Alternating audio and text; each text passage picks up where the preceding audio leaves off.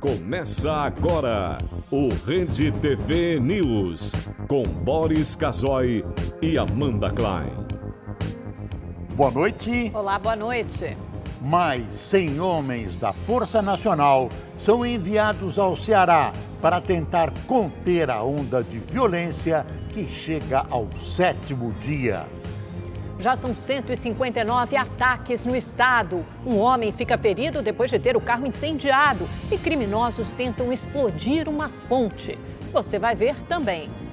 Governo nega que tenha planos de permitir a instalação de base militar americana em território brasileiro. Motorista de aplicativo é estuprada e assassinada em rodovia no Rio de Janeiro. Em Pernambuco, o homem estupra a menina de 11 anos e é espancado pela população revoltada. E levantamento inédito do Ministério da Saúde mostra que 3 em cada 10 mulheres que morreram no Brasil por causas ligadas à violência já eram agredidas com frequência. Casal que morreu ao tentar tirar selfie no Rio de Janeiro é enterrado. Chuva forte deixa São Paulo em estado de atenção. Ex-executivo da Nissan, Carlos Ghosn, se apresenta pela primeira vez à Justiça do Japão e afirma ser inocente. Ele é acusado de fraude fiscal e financeira. Polêmica no Palmeiras. Luiz Felipe Scolari diz que a seleção da Colômbia continua de olho nele. Parece que a Colômbia não entendeu ainda que eu não vou sair. Os colombianos rebatem e chamam o técnico de mentiroso. Essas e outras notícias você acompanha em instantes no Rede TV News.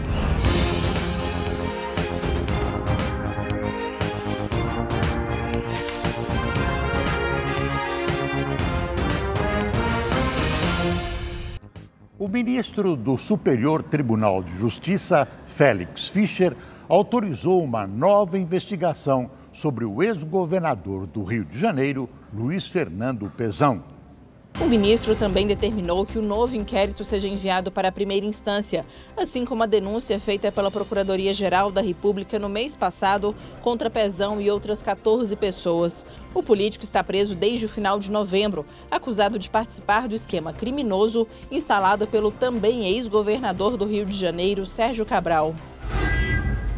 O Partido da República anunciou que irá apoiar a reeleição de Rodrigo Maia, do Democratas do Rio de Janeiro, à presidência da Câmara dos Deputados. Em troca, o PR deve ficar com a primeira secretaria da Casa. Para vencer em primeiro turno, Maia precisa de 257 votos. O PDT entrou com uma ação no Supremo Tribunal Federal para tentar impedir a extinção do Ministério do Trabalho. Segundo o partido, a decisão do presidente Jair Bolsonaro provoca o enfraquecimento dos direitos dos trabalhadores e pulveriza as ações e atribuições da pasta. Olha, tudo está se encaminhando para a reeleição de Rodrigo Maia para a presidência da Câmara, inclusive porque ele já tem o apoio do Planalto, que continua garantindo que não apoia ninguém. A produção industrial brasileira teve alta de 0,1% em novembro em relação a outubro do ano passado, segundo o IBGE. Na comparação com o mesmo mês do ano anterior, ou seja, de 2017, houve queda de 0,9%. Por outro lado, a produção de veículos no Brasil cresceu 6,7% em 2018 em relação ao ano anterior, de acordo com a Anfávia, que é a Associação Nacional dos Fabricantes de Veículos Automotores. O volume produzido só não foi maior no ano passado porque as exportações caíram, pressionadas pela crise da Argentina, o principal comprador de veículos do Brasil no exterior.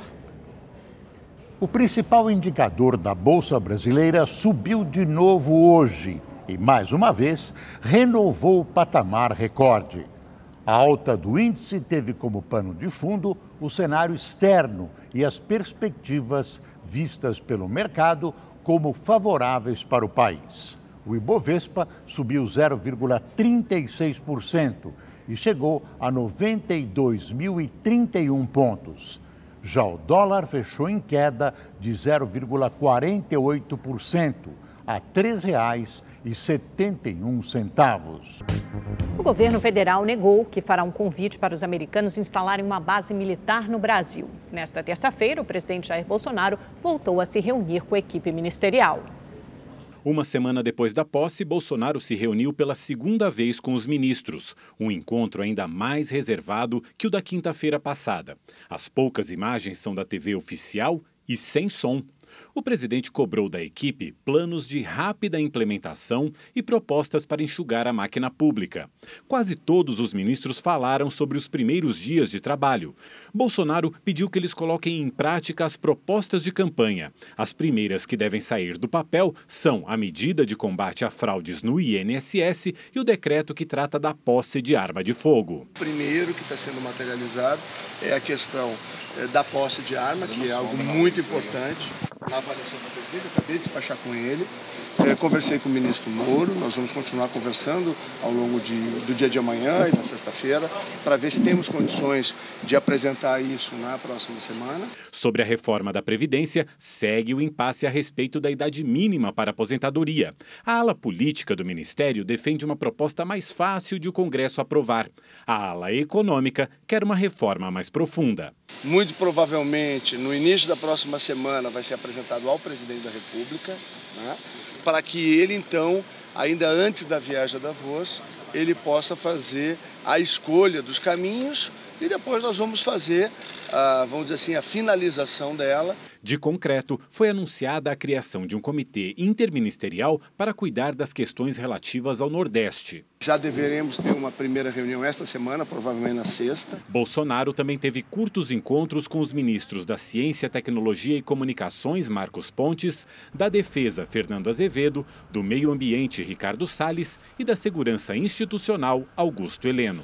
Na saída da reunião, o ministro-chefe do Gabinete de Segurança Institucional negou que o governo vá convidar os Estados Unidos a construir uma base militar em território brasileiro. Bolsonaro chegou a falar sobre essa possibilidade no encontro que teve com o secretário de Estado americano, Mike Pompeo, na semana passada. Nas redes sociais, Bolsonaro escreveu sobre segurança pública. Para ele, presidente, governadores, prefeitos, deputados federais, estaduais, vereadores e judiciário têm que ser cobrados. Agir em conjunto sem jogo de empurra é um grande passo para dar a resposta que os brasileiros tanto pedem, afirmou. O presidente ainda compareceu a um almoço no Clube Naval em homenagem ao comandante da Marinha, Eduardo Bacelar Ferreira. Bolsonaro recebeu a medalha do Mérito Naval. O secretário de Estado, Mike Pompeo, chegou a demonstrar a satisfação do governo americano com a oferta da instalação de uma base aqui no Brasil. Essa ideia, na verdade, pegou mal nas Forças Armadas brasileiras, que abominam a possibilidade de ter uma base estrangeira em território nacional. Outra coisa, presidente Bolsonaro e vice-presidente Mourão. Os senhores foram eleitos também, além de outras coisas, em nome de um Brasil sem determinados expedientes políticos tão tradicionais quão imorais.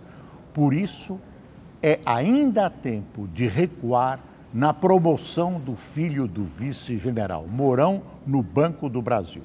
Uma promoção, ele é funcionário lá há muito tempo, uma promoção legal, mas que evoca um tempo que os brasileiros supunham ter acabado.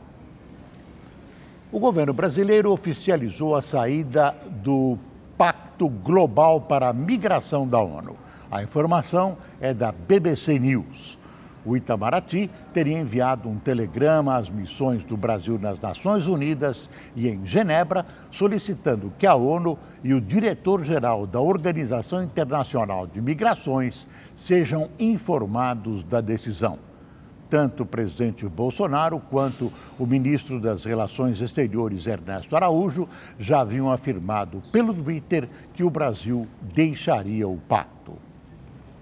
O ex-ministro da Fazenda do governo Dilma, Joaquim Levy, assumiu hoje o comando do Banco Nacional de Desenvolvimento Econômico e Social, o BNDES. Ele prometeu transparência e incentivo às médias empresas. Joaquim Levy recebeu a presidência das mãos do antecessor Diogo Oliveira.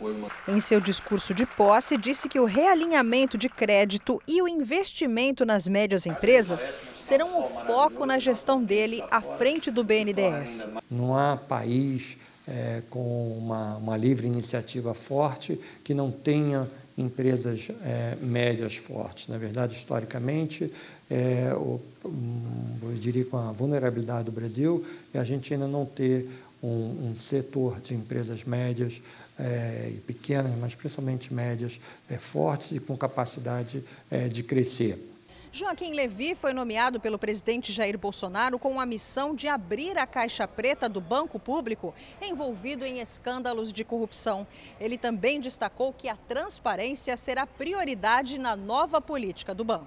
Eu acho que esse é um compromisso que a gente tem, um compromisso com a sociedade, é um compromisso, é uma clara demanda, o governo tem uma promessa também para a sociedade. Uma caixa preta, ela é preta enquanto você não decripta o que está ali dentro, né? Na verdade, o sentido de caixa preta, em geral, você abre a caixa preta depois que teve um acidente, um desastre, você vai tentar descobrir o que aconteceu. O novo presidente tem 57 anos, é economista com doutorado na Universidade de Chicago, onde se formou com Paulo Guedes, hoje ministro da Economia. Foi ministro da Fazenda no governo Dilma Rousseff entre janeiro e dezembro de 2015. Também foi secretário do Tesouro Nacional de 2003 a 2006 durante o primeiro mandato de Lula. Antes de aceitar o convite de Bolsonaro, Levy integrava a diretoria do Banco Mundial. Joaquim Levy é uma pessoa competente e preparada para o cargo. Você viu, ele foi ministro da Fazenda de Dilma, mas saiu boicotado pelo próprio governo que divergia da sua orientação. Certamente o BNDES agora voltará a ser uma plataforma de desenvolvimento do Brasil e não uma instituição a serviço da cumpinchada amiga. A defesa do ex-presidente Lula entregou à Justiça de Curitiba as alegações finais na ação penal sobre o sítio de Atibaia. Os advogados pedem a absolvição de Lula e criticam o ex-juiz Sérgio Moro, presidente Jair Bolsonaro e a atual juíza responsável pelo caso, Gabriela Hart. A entrega desse documento é a última fase antes da publicação da sentença, que pode sair a qualquer momento. Na ação, o ex-presidente é acusado de corrupção e lavagem de dinheiro. Segundo o Ministério Público, Lula teria favorecido as empreiteiras OAS e Odebrecht em contratos com a Petrobras em troca de benfeitorias no sítio. Esse processo é muito bem fundamentado. Dificilmente Lula vai escapar de uma nova condenação. Após um calorão, a chuva voltou a castigar São Paulo esta tarde.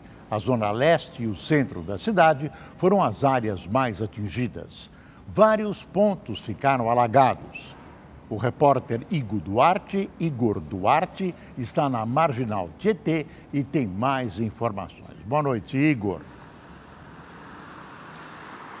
Boa noite, Boris. Boa noite, Amanda. Boa noite a você que nos acompanha. Pois é, choveu muito hoje em São Paulo e quando isso acontece, a gente sabe que vão ocorrer muitos problemas, muitos prejuízos. Hoje, o Corpo de Bombeiros registrou 43 pontos de alagamentos por toda a capital paulista, 3 desses alagamentos considerados intransitáveis. Carros ficaram ilhados, alguns carros inclusive foram arrastados e na Avenida Luiz Inácio de Anhanha Melo, pessoas que estavam dentro de um ônibus ficaram ilhadas. Os homens do Corpo de Bombeiros tiveram que agir, tiveram bastante dificuldade, mas conseguiram retirar essas pessoas e a informação que nós temos é que felizmente ninguém se feriu.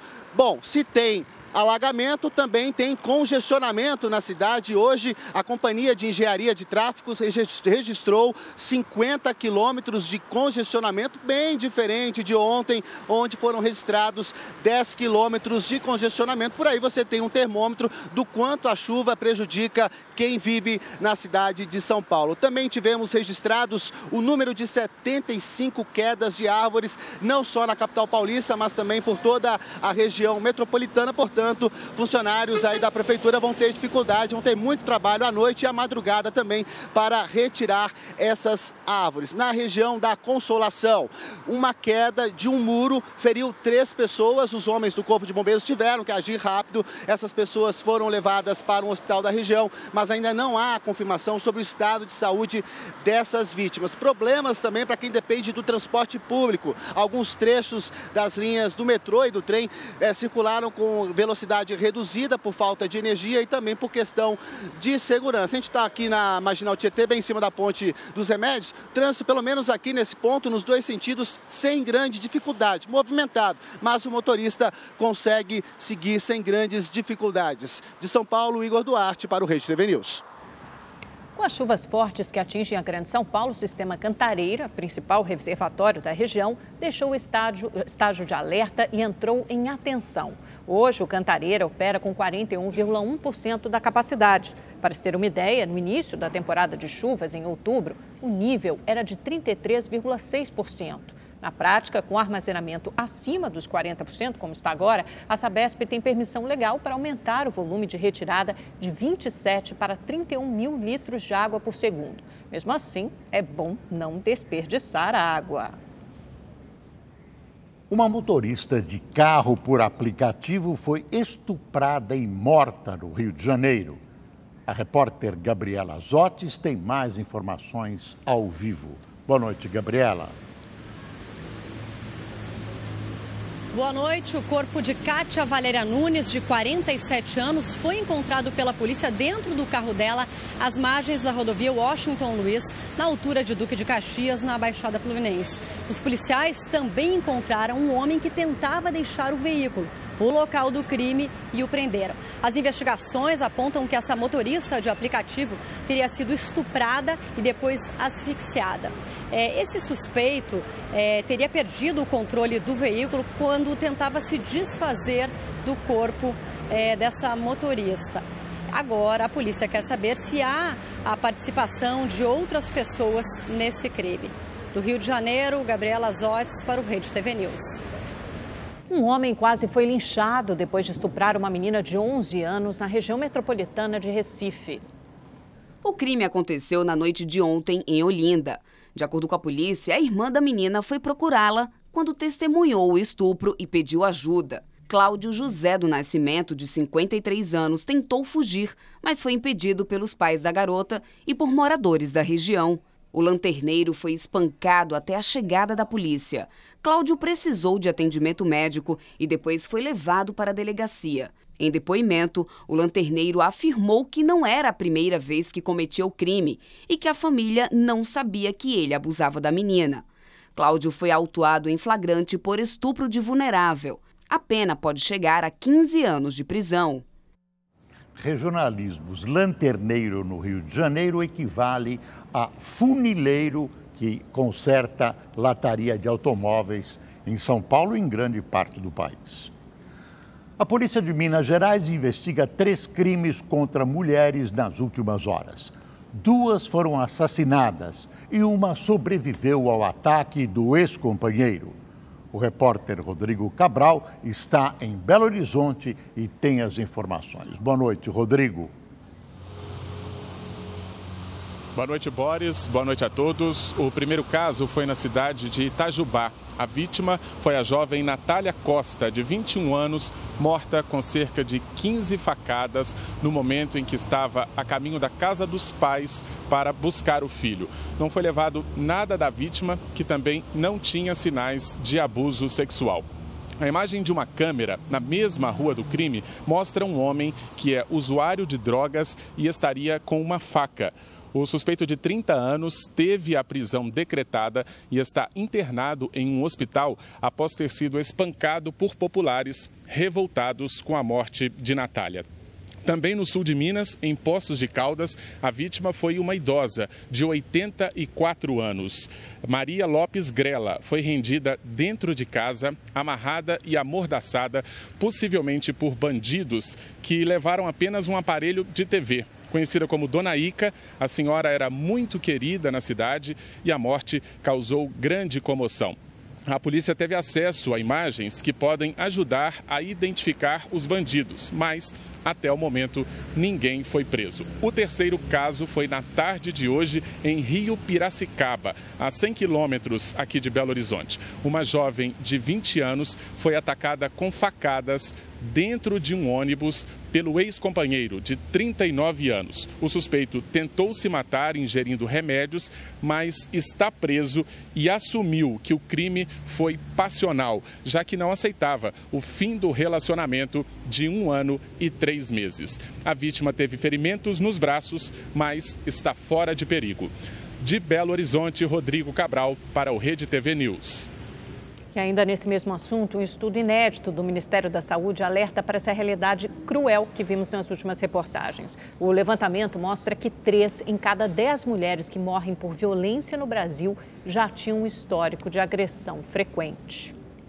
Meu nome é Ana Cristina, eu sou advogada, tenho 26 anos e fui vítima no último dia 30 de uma agressão.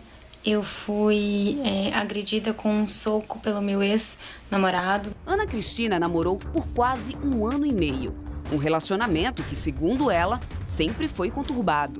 Ele era muito controlador, então ele exigia senhas, ele me proibia de ter amigos. Ele foi fazendo com que a minha vida fosse cada vez mais controlada por ele. A gente tinha muitas brigas. A advogada conta que, com o passar do tempo, a situação só piorou. Foi aí que ela decidiu pôr um fim no relacionamento. Foi bem violento, eu naquele dia temi pela minha vida. Eu achei que, como a gente estava sozinho, os dois em um outro estado, né? Nós estávamos na Bahia, eu estava sozinha, não tinha quem recorrer. Eu fiquei até, inclusive, com medo de que ele viesse a me matar. No fim do ano passado, em uma festa de pré-réveillon em Florianópolis, Ana foi agredida por Sérgio.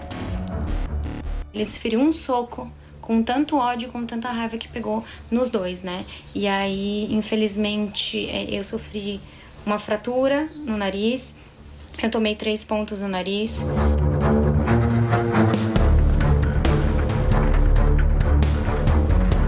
Um estudo do Ministério Público de São Paulo mostra que em quase metade dos casos de agressão contra as mulheres, o crime acontece quando o ex-companheiro não aceita o fim do relacionamento. Em 2018, somente no estado de São Paulo, houve um aumento de mais de 25% no número de feminicídio, de acordo com os dados da Secretaria de Segurança Pública do estado. No Brasil, um levantamento inédito do Ministério da Saúde mostra que 3 em cada 10 mulheres que morreram no país por causas ligadas à violência já tinham histórico de agressões frequentes. Os dados têm como base registros de óbitos e atendimentos na rede pública de 2011 a 2016. Isso nos traz uma percepção de que é importante a gente trabalhar em rede, né? Atender essa mulher na saúde, é importante que a saúde saiba para onde encaminhar essa mulher, quais são os centros de atendimento. No último fim de semana, 2 casos revoltantes. Em São Paulo, um motorista de aplicativo foi preso em flagrante após agredir e tentar atropelar a esposa em um posto de combustíveis. José Marcondes Alves de Oliveira, de 53 anos, vai responder por lesão corporal qualificada, além de ser enquadrado na Lei Maria da Penha. No Rio de Janeiro, Tamires Blanco, de 30 anos, foi agredida com socos e garrafadas até a morte, na frente da filha de 11 meses. Quando eu entrei com meu marido, ela estava no chão, toda ensanguentada, com a cabeça esburacada, toda cortada, e com uma filha de 11 meses em cima dela, tentando mamar. A família acusa Dilson Araújo, companheiro de Tamires e pai da bebê de 11 meses, de ser o autor do crime. A gente nunca acha que isso vai acontecer da forma como foi, na frente de tantas testemunhas.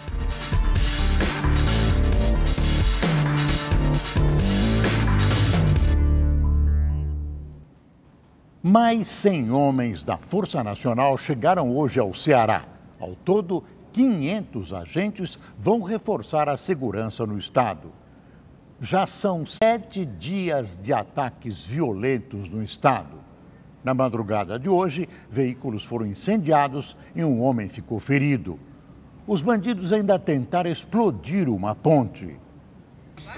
4 veículos foram incendiados em Fortaleza e região metropolitana. Esse carro de uma autoescola também foi queimado. O instrutor que dirigia o veículo está internado. Em Caucaia, na região metropolitana de Fortaleza, bandidos tentaram explodir essa ponte durante a madrugada. O impacto abriu um buraco no chão. Na mesma cidade, na semana passada, tentaram explodir esse viaduto, que teve que ser interditado. A crise na segurança pública do estado começa a atingir outros setores. O Sindicato dos Médicos emitiu um comunicado recomendando que profissionais da saúde não compareçam aos seus locais de trabalho até que a situação esteja normalizada. O Sindicato Médico está orientando aos médicos não ir trabalhar a partir da manhã, principalmente nos postos localizados em áreas de risco.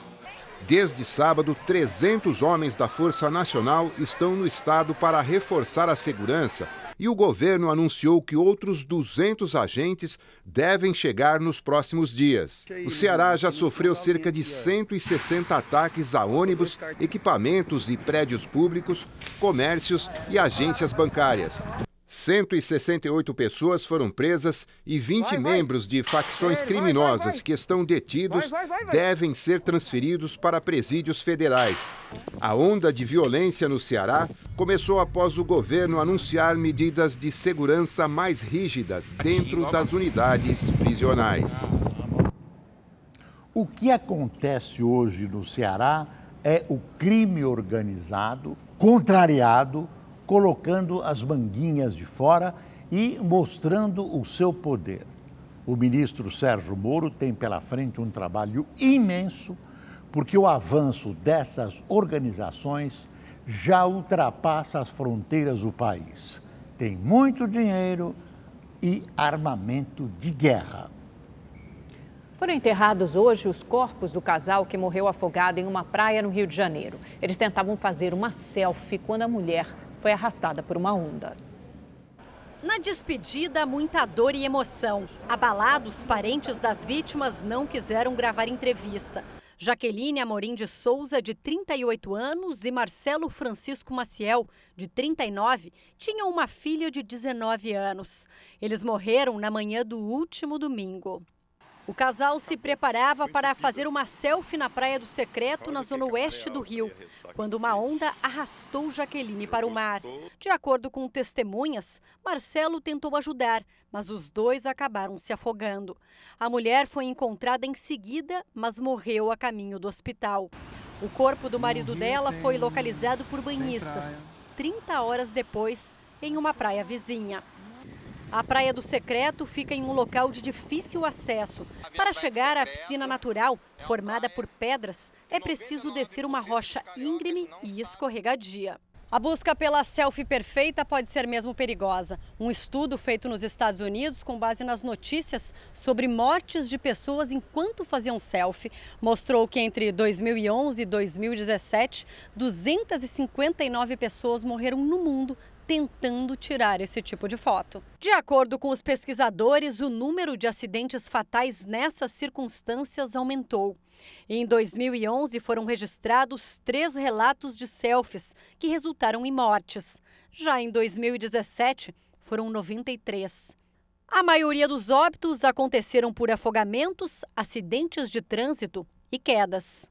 No Panamá, por exemplo, uma mulher não resistiu depois de cair do 27º andar no ano passado, quando tentava se fotografar. No Brasil, o caso de Jaqueline e Marcelo não é o primeiro. Em 2017, Simon Almeida, de 19 anos, morreu ao tentar fazer uma selfie em Jaboticabal, no interior de São Paulo. Ele estava com o corpo para fora de um carro em movimento e bateu a cabeça em uma árvore. Uma mulher foi atropelada na faixa de pedestres em Belo Horizonte. As imagens assustam. A jovem de 22 anos espera o semáforo abrir e, quando está na via, uma motocicleta a atinge. Ela é jogada para o alto. Em poucos minutos, uma ambulância chega e leva essa senhora para o hospital. Na imagem é possível ver que o motociclista ultrapassou o sinal vermelho. Felizmente, a vítima está fora de perigo. E outro caso de flagrante, né? Câmeras de segurança de um mercado em Paraty, no Rio de Janeiro, registraram uma cena chocante. Uma cliente agride com pauladas uma gata que estava na entrada do local. O animal não resistiu aos ferimentos e morreu. O caso aconteceu no último domingo e gerou revolta após divulgação nas redes sociais. Segundo o estabelecimento, a mulher matou o animal depois de pisar acidentalmente no rabo dele e ser arranhada na perna. Nina foi adotada havia aproximadamente 3 anos pelos donos do mercado e, segundo os proprietários, era amada por todos. A delegacia de Paraty investiga o caso. Quase 170 mil estudantes de Minas Gerais vão voltar às aulas mais tarde neste ano, reflexo da crise financeira no estado. Em algumas cidades, as férias serão prorrogadas até março. Ao contrário de muitos alunos, a Ana Júlia, de 7 anos, não gosta das férias. Tanto que ela passa boa parte do tempo livre assim, brincando de estudar. Você queria estar na escola, não queria estar de férias, não? Queria estar na escola por causa que eu adoro estudar. Desta vez será preciso um pouco mais de paciência. Na escola onde ela estuda, as aulas só vão começar no dia 18 de fevereiro, quase 2 semanas depois do previsto. A mãe da Ana Júlia também não gostou da mudança no calendário. Tem muitas mães que precisam dos filhos na escola para trabalhar. Então, assim, é complicado. Tem mães que não têm onde deixar o filho. Então, não sei como fica a história delas. Aqui na região metropolitana de Belo Horizonte, pelo menos 11 dos 34 municípios decidiram adotar a mesma medida, adiar o início do ano letivo. As prefeituras alegam dificuldade financeira por causa do atraso no repasse de recursos do governo do estado. Na lista das cidades que vão prorrogar as férias estão 2 dos 5 maiores municípios de Minas Gerais. Betim, que decretou calamidade financeira, e Contagem, que deixou de receber 180 milhões de reais do estado em 2018. O que nós queremos, na verdade, é despertar uma parceria aí com o governo, né, é mostrar para ele as nossas dificuldades e aí, dentro dessa parceria entre os entes, né, federados, a gente resolver a nossa situação da melhor maneira possível. Em Contagem, a reposição das aulas está prevista para 8 sábados. A Secretaria de Educação garante que as férias de julho e os feriados do primeiro semestre serão mantidos. Já em outras cidades que confirmaram o adiamento, o início das aulas está previsto para o dia 7 de março. 168 mil estudantes serão prejudicados. Eu acho uma notícia infeliz, né? Porque as crianças vão ser prejudicadas. Infelizmente, é a situação do nosso Brasil, é a realidade do nosso município, da nossa cidade. E, infelizmente, é isso aí mesmo. Em nota, o governo de Minas informou que as secretarias de Educação e da Fazenda trabalham para identificar e solucionar as pendências mais urgentes deixadas pela última gestão. Por outro lado, as prefeituras admitem que, se os atrasos no repasse de verbas continuarem, o ano letivo pode ficar ainda mais comprometido. Sabe que outras prefeituras estão passando por situações muito difíceis. E aí a gente realmente fica muito apreensivo com o que o futuro pode nos reservar.